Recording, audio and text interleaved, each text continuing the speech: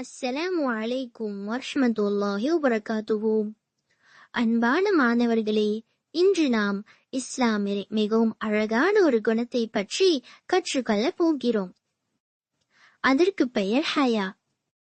ஹயா என்றால் என்ன தெரியுமா?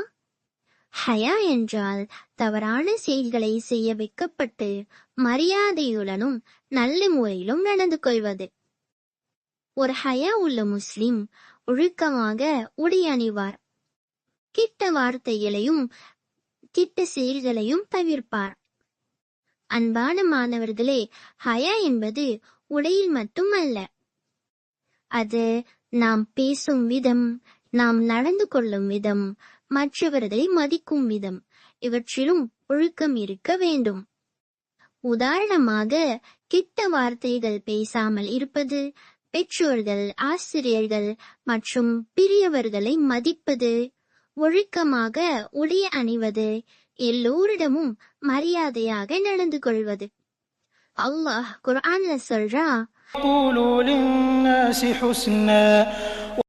அழகாக பேசுங்கள், நல்ல பேச்சுக்களை பேசுங்கள். அல்லாஹ் மற்றவர்களிடம் நல்ல மற்றும் மரியாதையான வார்த்தைகளால் பேச சொல்லி இருக்கின்றான். அழகான பேச்சு நல்ல ஒழுக்கத்தின் ஒரு பகுதியாகும்.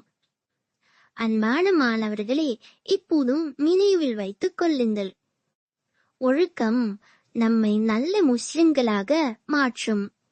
ஒழுக்கம் நம்மை தவறான செயல்களிலிருந்து பாதுகாக்கும். ஒழுக்கம் நம்முடைய குணத்தை அழகாக்கும்.